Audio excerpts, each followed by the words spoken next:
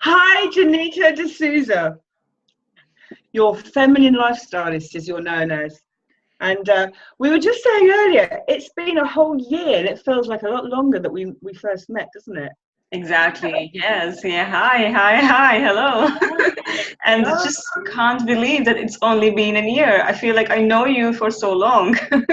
I know, and we met actually. It was a year ago because it was the Awaken the Goddess festival, and we were dancing with Shakti and perform it. Yeah. And that's how we got to meet. And then I discovered that you're also doing this amazing work with women.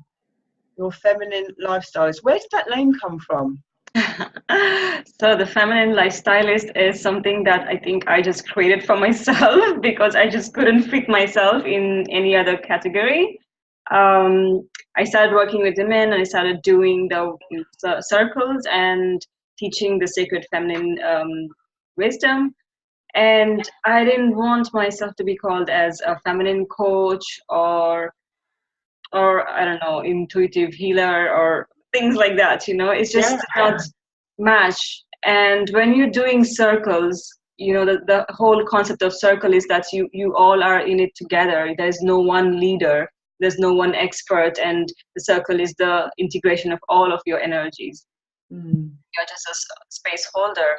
So for me, it was like being called as a coach or an expert or things like that just did not match with what I was feeling into my work. And I decided that, all right, so because I am all about rituals and living with the cycles of the nature and also own cycles, the periods, the menstruation, all of that into our busy lifestyle and integrating that in this modern day world, I realized that I was creating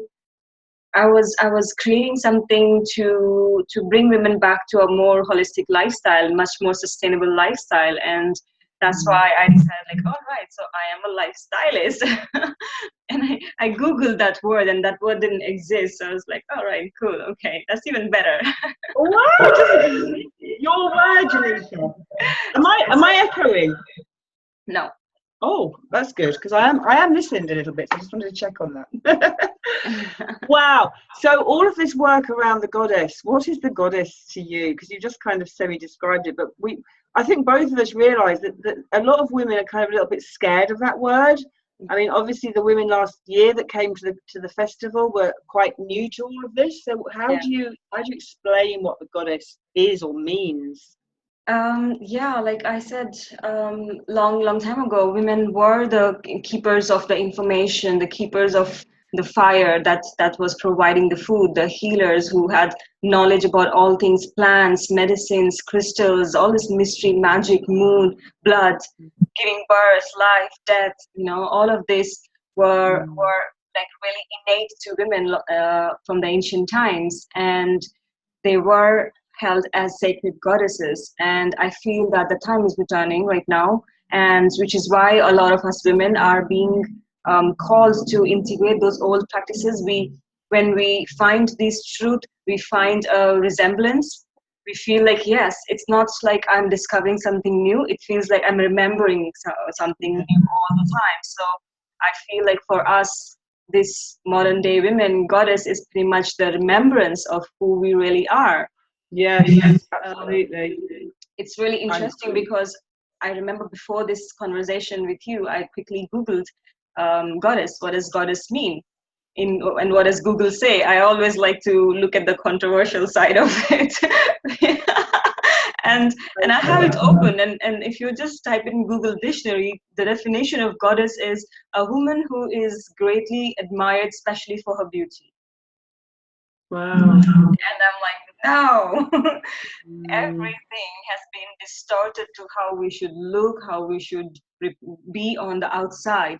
But the goddess is the inner work, the work that the remembrance that we have and know in our bones as women. Absolutely. And that's even, because I've coincided these conversations with everyone, because the launch of my book, The Middle-Aged Goddess Playbook, is happening on Saturday.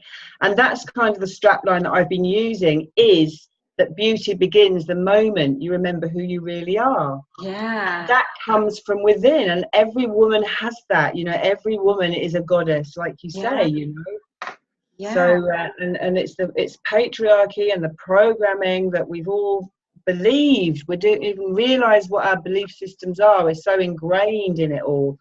And so we are coming together on Saturday, so many amazing women to share and spread this wonderful message about what the goddess is, because I think a lot of people are frightened. The same with the word God, you use call themselves, like, who are they to call themselves a goddess? And especially the repression of the feminine since thousands of years have kind of put us women into this unconscious paradigm of shame, guilt, and feeling not good enough. So who are we to claim that in ourselves? And absolutely. And I know I also felt that at once. I was like, who am I? I don't know anything. Who am I? Just because the way that we are taught and brought up in the society is kind of like changing right now, which is good.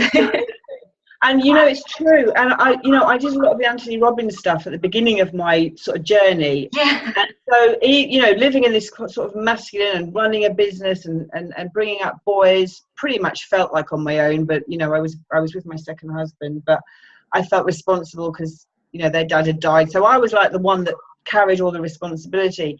And then did Tony Robbins. And although I love personal development and stuff, but when this kind of whole feminine thing came to me only 3 or 4 years ago, and more so a couple of years, it just like, I just went, whoa. I mean, I was at least over 50 when I discovered all this work, and it's just been incredible. And just some of the research I did for the book, it just really opened my eyes, fully opened my eyes, because I didn't know.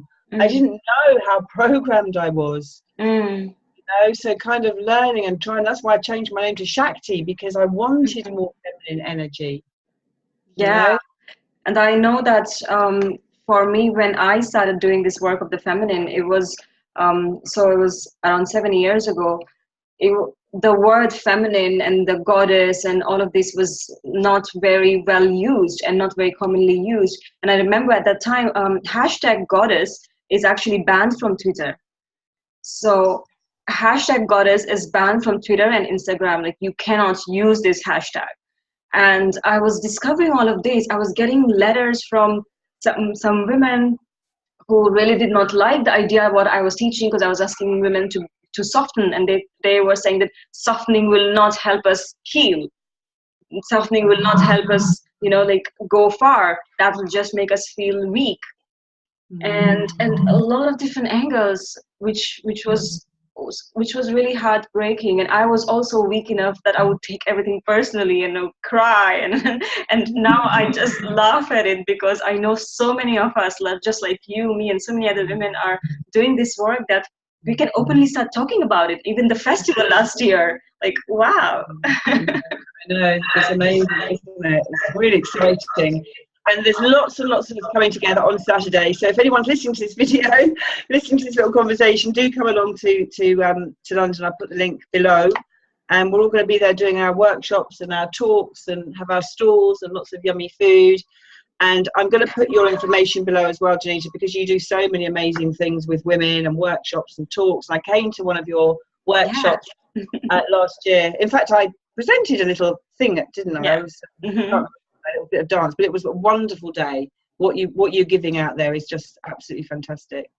Thank you. Yeah, and it's a pleasure. It's a pleasure. And I just before we go, you went and did some study in Ibiza. Was it dance? Yeah, it was temple dance, which was really interesting. I thought that we will be dancing and It was very hardcore, because I think the tradition is that if you want to be a traditional dancer, then you have to have very strong sense of core. But your core has to be really strong, as well as your breathing has to be really strong. So for hours and hours, we would just do this breathing and core exercise, and I was literally fainting and dying. And I was like, oh no, this is bloody tough.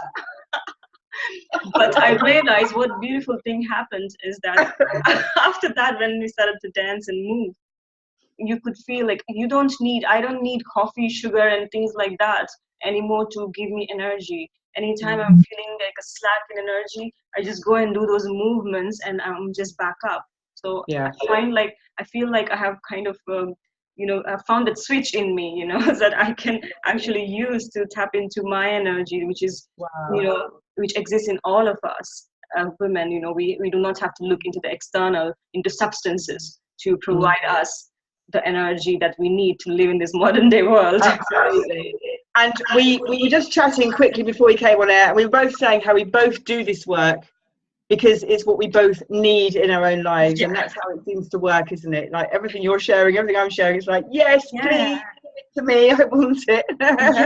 And that's why it's so much fun connecting even with you, because it's just like, two women coming together, loving what they're doing, and then sharing. Sometimes I'm inspired by what you're doing. Sometimes it's vice versa. It's just like there is we're actually breaking the masculine paradigm here of competition and, tearing each other apart and what all we've been taught, and being competitive in business. I don't feel that if my clients will be taken over by you and vice versa. It is a very different mindset, and it's one that I've had to learn, and it's one that I see it's the only way. It's the only way, because so many people need this work. And I always used to say, and I really get it now, that any client will find the right teacher. You'll always find the right teacher. And I think us lot are just inspiring each other. The more of us, the better. We're just I used to get really upset in the beginning when I would find people coming to my workshops, and then they would take away some of my processes and go and do it in their workshops. I used to be like, oh no, they're stealing my content, and it used to bother and trigger me so much. But of course, the truth is that we all women have this insecurities. It comes up in different ways. So it's not like, no, we've totally erased it. I think it's working through, so what can I do? What can I shift from here? And how can I reassure myself that what is mine, and you can recreate whatever my processes are, and it's okay.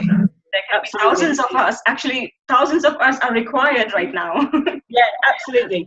And I learned that in Pilates years and years and years ago. Sometimes I would hold back because I wanted them to keep coming for a 10-week course. And then I learned, actually, the more I give, the more comes to me, and so you're growing more quickly. You're just growing more quickly. Yeah. So we can never hold back. This is our essence. It's just, receiving, giving, receiving, giving. It's just the same, isn't it? It's the same energy. So. It is. I can't wait for Saturday, Jonita. It's so hot. It's the hottest day of the year today in the UK. 33 degrees. So we can both go and jump in a cold shower now. Yeah. It's coming off soon. I have got clothes on, by the way. I was beginning to doubt. Lots of love to you, and I'll look forward to seeing you at the Goddess Festival in London on Saturday, 28th of July. Yes, thank you so much. And I look forward to seeing you, your stall, and supporting you in your book launch. You've done an amazing job. And I know how passionate you are about this. And I know women who are going to receive this medicine from you are up for a treat. Oh, thank you so much, darling. Thank you. Take care. All right. Bye.